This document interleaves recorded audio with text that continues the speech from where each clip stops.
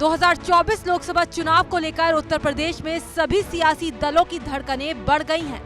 जहां बीजेपी 80 सीटों के लक्ष्य को हासिल करने के लिए सारे तिकड़म आजमा रही है, वहीं सपा भी फुल एक्शन मोड में है।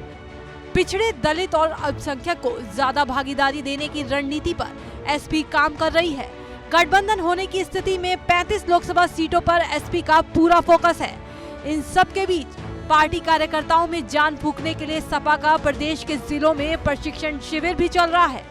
इसी के मद्देनजर फतेहपुर पहुंचे सपा अध्यक्ष अखिलेश यादव ने अपने प्रशिक्षण शिविर के बारे में जानकारी देते हुए बीजेपी पर हमला भी बोल दिया।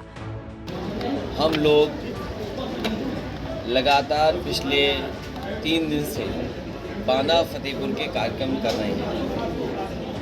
बांदा लोकसभा फतेहपुर जिले के अंदर जो लोकसभाएं आती हैं, उन क्षेत्रों के कार्यकर्ता जो बूथ स्तर के हैं और जिस तरीके से हम लोगों ने संगठन को बांटा है, सेक्टर में, बूथ में, जोन में, या संगठन जो हमारा संविधान कहता है उसके हिसाब से सभी कार्यकर्ताओं को एक साथ शिविर में प्रशिक्षण देने का काम कर रहे हैं।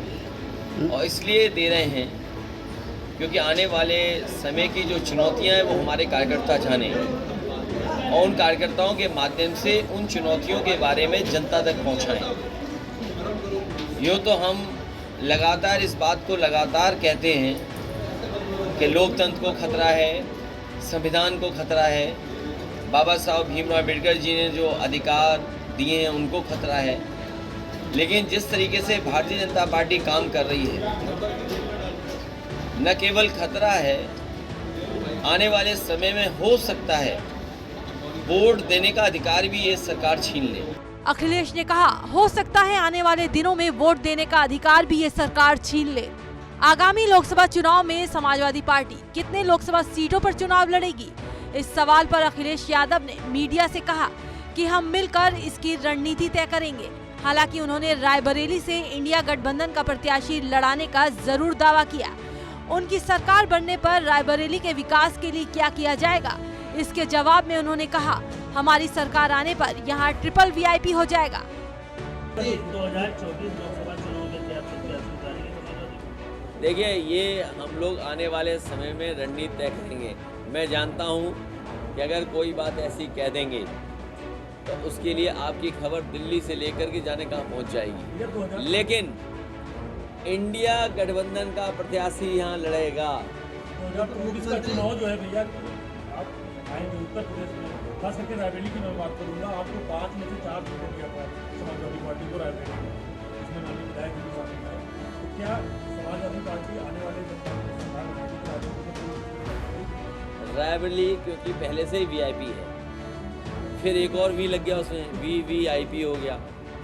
हमारी सरकार बना दो, हम ट्रिपल VIP कर देंगे।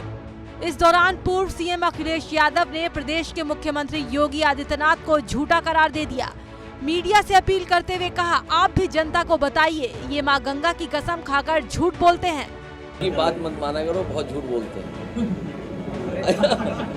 देखो, ऐसा है, अब आप उनकी बातें मत मानो और मैं आपसे भी अपील करता हूँ कि जनता को आप भी समझाइए कि जो भगवान की कसम खा के झूठ बोलते हो, माँ गंगा मैया की कसम खा के झूठ बोला जाए।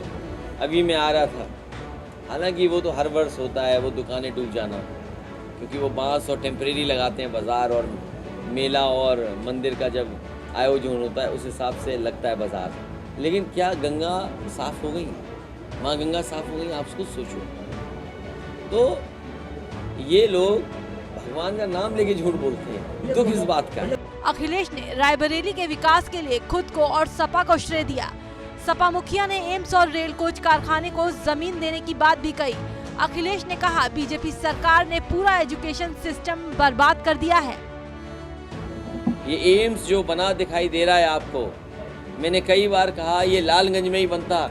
ये हमारे विधायक जी जानते हैं, हमारी इनकी बातचीत हुई, ज़मीन तय हुई और यहाँ से एम्स रायबरेली ले गए। लेकिन रायबरेली के एम्स के लिए भी समाजवादी सरकार में ज़मीन दी गई। ज़मीन अगर नहीं दी जाती तो रायबरेली को एम्स नहीं मिलता।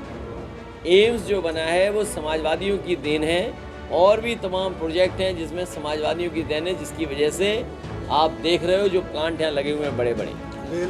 रेल कोच भी नेताजी ने दिया, नेताजी ने रेल कोच भी दिया, ज़मीन जो दिलाई, बिना ज़मीन के कैसे संभव होता।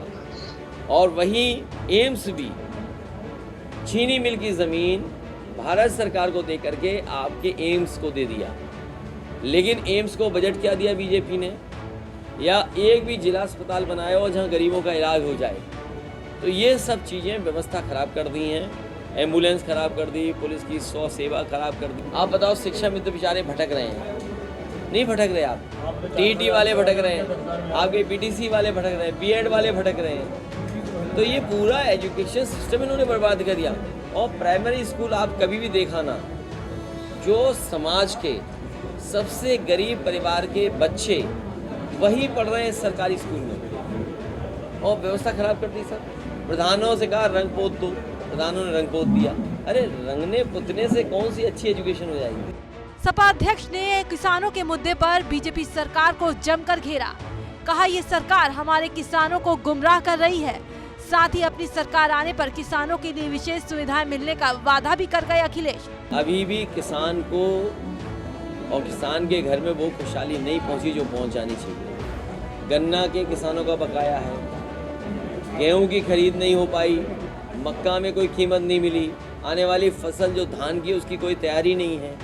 तो ये तमाम चीज़ें उन्हीं के परिवार का बेटा घर बैठा है, नौकरी नहीं, रोजगार नहीं, उसकी खुशहाली के लिए इन्होंने रास्ते नहीं खोले। और बिजली का बिल कितना आ रहा है? जो गरीबों को रिफाइंड तेल दिया गया था वो मिलावट वाला था, 2-2, 3-3 तेल मिला दिए थे। 100 रुपए के अनाज पे वोट मांग रहे हैं, हमारे किसान को गुमराह कर रहे हैं। सम्मान राशि, ये सम्मान राशि इसलिए दी जा रही है जिससे किसान को खुशहाली ना आए। अगर इन्हें खुशहाली लानी है तो उसकी पैदावार की सही कीमत दे दें। आय दोगुनी हो तो पैदावार की कीमत देंगे लोग, तो ये कीमत दे नहीं रहे उनकी। बिजली का बिल दे रहे, मीटर लगा दिया, हर घर में हर किसान को हज़ारों का बिल देना पड़ रहा है। तो ये खुशहाली के रास्ते पे नहीं ले जा रहे हैं। समाजवादी पार्टी, इंडिया गठबंधन, पीडीए को साथ लेकर के खुशहाली का रास्ते पर ले जाने का काम। न केवल नलकूप, मैं समझता हूँ किसानों को विशेष सुविधाएं हमेशा मिलनी चाहिए। समाजवादी पार्टी थी तो फ्री सिंचाई कर दी थी, मंडी में खरीद शुरू कर दी थी। ये एम्बुलेंस भी जो है ये किसानों के लिए है। ये जो 100-112 हो गई, ये भी गरीबों किसानों के लिए है। हमें बिजली में सुविधा देनी पड़े या अन्य सुविधा देना पड़े, समाजवादियों को जब भी मौका मिलेगा हम किसानों को विशेष सुविधाएं देंगे। फिलहाल अखिलेश यादव ने मिशन 2024 के लिए अपनी पूरी ताकत झोंक दी है।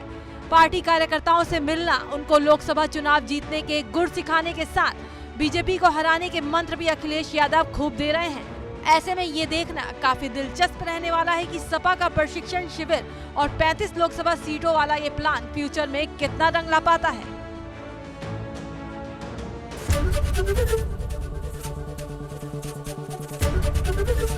एबीपी गंगा, खबर आपकी, जुबान आपकी।